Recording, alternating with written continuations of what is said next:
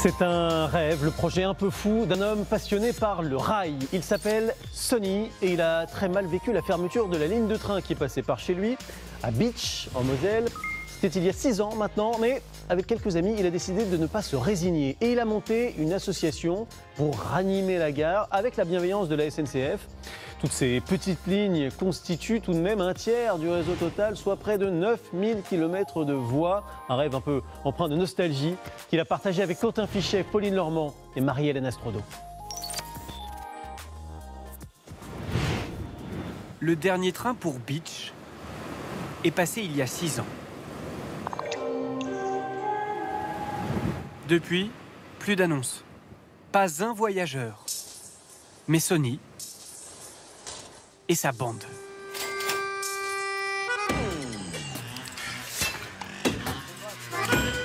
Oui, mais vous êtes fous. Plein de gens se moquent de nous. C'est un peu comme Don Quichotte. Hein. Je disais, laissez faire, vous verrez bien. Vous verrez bien. On va arriver à vous convaincre. Ils ont déjà nettoyé 15 km de voies ferrées. Effet extrêmement rare, l'association de Sonny s'est vue confier une gare. Oui, on a des petites mains, effectivement, mais quand même, on soulève des montagnes. Pour qu'un jour, revienne le train. Sonny, c'est un fils de mineur.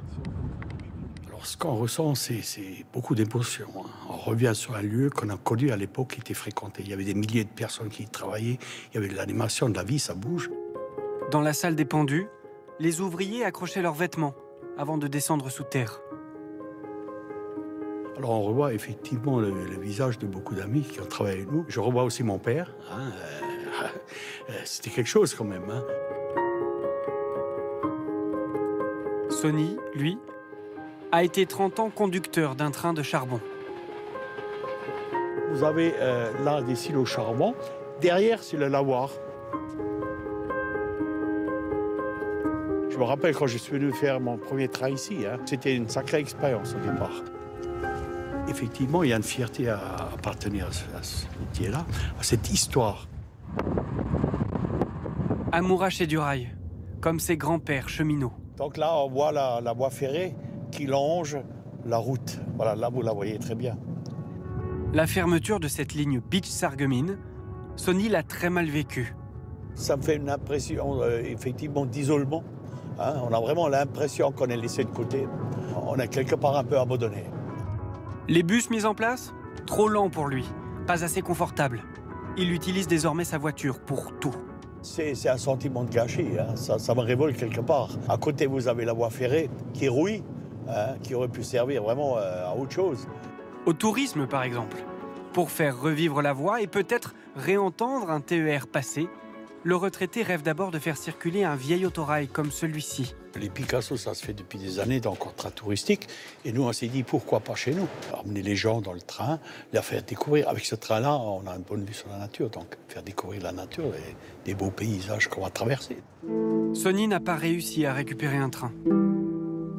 Il a fait mieux que cela. La SNCF vient d'accepter de prêter à son association cette gare. C'est rarissime. Beaucoup de gens qui passent, qui disent, voilà, qu'est-ce qui se passe, qu'est-ce qui se passe? On redonne vie à cet espace, tout à fait, tout à fait. Ça, c'est la salle d'attente, le guichet. Voilà, donc c'est des souvenirs d'enfance, parce que quand j'étais jeune, je venais souvent ici. Donc il y avait du monde, c'était animé. Tandis qu'aujourd'hui, vous voyez, c'est le désert, c'est fantomatique. Voilà, c'est ce qu'on veut donc effacer un peu. À côté, cette pièce exiguë. C'est une salle d'attente spéciale. Alors, certains disent que c'est la salle d'attente du Kaiser. L'empereur allemand, venu inaugurer le bâtiment il y a 117 ans. On se dit qu'on fréquente l'histoire. Il y avait l'histoire avec un grand H. L'histoire, au mur décrépit. L'équipe n'a pas encore eu le temps de repeindre.